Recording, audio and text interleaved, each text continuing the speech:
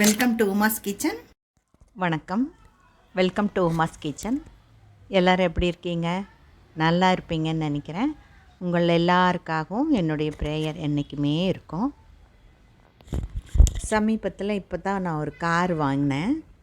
அதை பற்றி உங்கள் கூட நான் ஷேர் பண்ணிக்கலான்னு விரும்புகிறேன். இந்த கார் புக் பண்ணுறதுக்கு ஒரு 5.5 மாதத்துக்கு முன்னாடி தான் நான் புக் பண்ணேன். ஏன்னா இந்த கார் இப்போ வெயிட்டிங்கில் நிறையா இருக்குது. எனக்கு இப்போ 5.5 மாதம் கழித்து தான் கிடச்சிருக்கு. எங்கள் பையனுக்கு கார் வாங்கணுன்னு ரொம்ப ஆசை.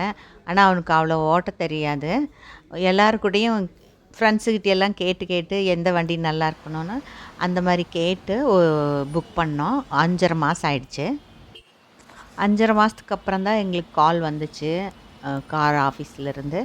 கார் ரெடி ஆகிடுச்சு, வந்து எடுத்துக்குவாங்கன்னு சொல்லி. அப்போ தான் நாங்கள் ஷோரூம் இப்போ போனோம். நாங்கள் வாங்கினது வாசன் மோட்டார். அது செம்பூரில் இருக்குது. நாங்கள் எங்கள் கூட என் பையனுடைய க்ளோஸ் ஃப்ரெண்டு சச்சின் குப்தான்னு சொல்லிட்டு அவரையும், என்னுடைய க்ளோஸ் ஃப்ரெண்டோட பையன் கௌஸ்துப் அவனையும் 2 பேரையும் நாங்கள் கூட்டிகிட்டு போனோம். நாங்கள் முதல்ல என்னுடைய பேத்தி மீரா கையிலேருந்து வாங்கணுன்னு ஆசைப்பட்டோம். ஆனால் அது இருக்கிற வரைக்கும் வண்டி கிடைக்கல.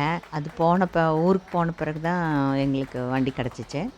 பேத்தி மட்டும் இருந்திருந்தா என்னை கேக்கு வெட்ட விட்ருக்காது. ரொம்ப நல்லா செலிப்ரேட் பண்ணினாங்க அந்த காரோட ஆஃபீஸில். கேக்கெல்லாம் வெட்டி கையெல்லாம் தட்டி என்னமோ பிறந்தநாள் விழா மாதிரி கொண்டாடினாங்க. இப்போல்லாம் கேக்கு கொடுக்குறாங்க போல் தெரியுது. எனக்கே கொஞ்சம் என்னோடய பிறந்தநாள் மாதிரி எனக்கு தோணிருச்சு.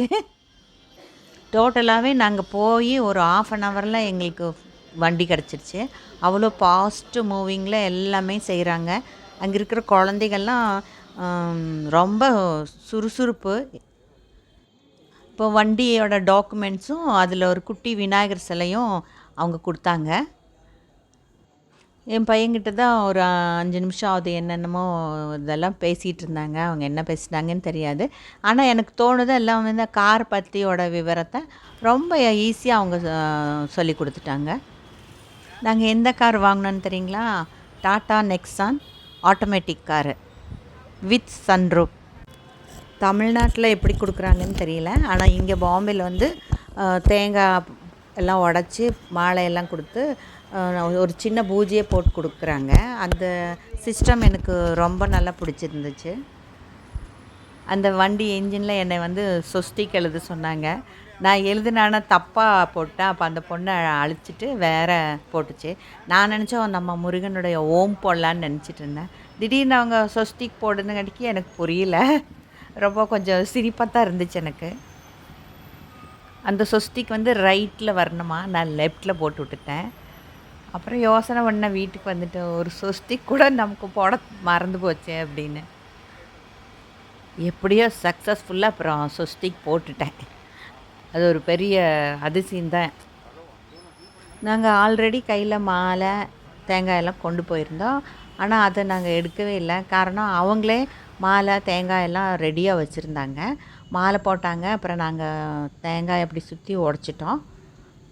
அப்புறம் என்னை நிற்க வச்சுட்டு என்னமோ பெருசாக கையில் இப்படி இந்த போர்டு மாதிரி கொடுத்தாங்க. எனக்கு இது புரியல. என்னடா இவ்வளோ பெருசு கொடுக்குறாங்களேன்னு. இது உள்ளுக்குள்ளே ஏதோ வைப்பாங்க போல இருக்குன்னு பார்த்தா அதுதான் சாவிங்கிற விவரம் அப்புறமா தான் புரிஞ்சுக்கிட்டேன். அது வெறும் ஃபோட்டோ எடுக்கிறதுக்காக, அந்த போஸ்ட் கொடுக்கறதுக்காக வேண்டி தான் அந்த சாவி மாதிரி அந்த இது பெரிய போர்டு கையில் கொடுத்தாங்கன்னு திருப்பி எங்கள் பையன் சொன்ன பிறகு தான் எனக்கு புரிஞ்சுக்கிட்டேன் நான். எங்கள் பையன்கிட்ட அந்த வண்டியில் ஃபஸ்ட்டு உட்கார வச்சாங்க. உட்கார சொல்லிவிட்டு அங்கே இருக்கிற அந்த தம்பி ஏறி உட்காந்துட்டு எங்கள் பையனுக்கு அதெல்லாம் எக்ஸ்பிளைன் பண்ணி கொடுத்துட்ருந்தாரு. இது கம்பெனி கொடுத்ததுக்கு மேலே நாங்கள் எக்ஸ்ட்ரா அக்சஸரிஸ் போட்டிருக்கோம். இதை பற்றி ஃபுல் டீட்டெயில்ஸாக ஒரு வீடியோ நான் அப்புறமா போடுறேன். காரை பற்றி எவ்வளோது. எங்கள் பையனை உட்கார சொல்லி 4 வீல்லையும் சக்கரத்துலேயும் 4 எலுமிச்சம்பழம் வச்சுட்டு கொஞ்சம் இப்படி ஸ்டார்ட் பண்ணி நிறுத்த சொன்னாங்க. அதே மாதிரி ஸ்டார்ட் பண்ணி நிறுத்திட்டான். ஃபஸ்ட்டு இப்போ செம்பூர் எங்களுக்கு தூரம்தான். அங்கேருந்து இப்போ எங்கள் பையன் தனியாக எடுத்துகிட்டு வர்றது எனக்கு கொஞ்சம் பயம்.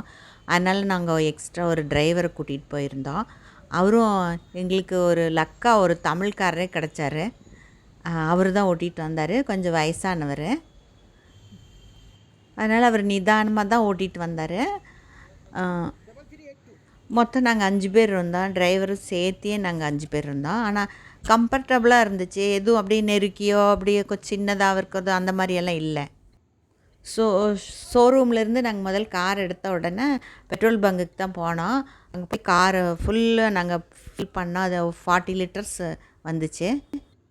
நாங்கள் வண்டி எடுக்கும்போது ஷோரூம்காரர் சொல்லிட்டாங்க, வெறும் 500 ரூபாய்க்கு தாங்க நாங்கள் பெட்ரோல் போட்டிருக்கோம், அதனால் நீங்கள் உடனே போய் பெட்ரோல் பங்கில் பெட்ரோல் நிறச்சிக்கோங்கன்னு. அதனால் நேராக நாங்கள் பெட்ரோல் பங்குக்கு தான் வந்தோம். 40 லிட்டர் பிடிக்குது அது. இது நான் பாம்பேயில் ஃபஸ்ட் டைம் ஷோரூமில் போய் இந்த மாதிரி வண்டி வாங்கினது. ரொம்ப இனிமையாக இருந்துச்சு இந்த அனுபவம். எங்களை காக்க வைக்காமல் போன உடனே 1/2 ஹவர்லேயே ரொம்ப சீக்கிரமாக எல்லா வேலையும் பண்ணி எங்களுக்கு வண்டி ஒப்படைச்ச இந்த வாசன் ஷோரூமுக்கு ரொம்ப நன்றி. இந்த வீடியோ உங்களுக்கு பிடிச்சிருக்குன்னு நினைக்கிறேன். பிடிச்சிருந்தா லைக் பண்ணுங்கள், ஷேர் பண்ணுங்கள், சப்ஸ்கிரைப் பண்ணுங்கள். Okay, bye bye, take care.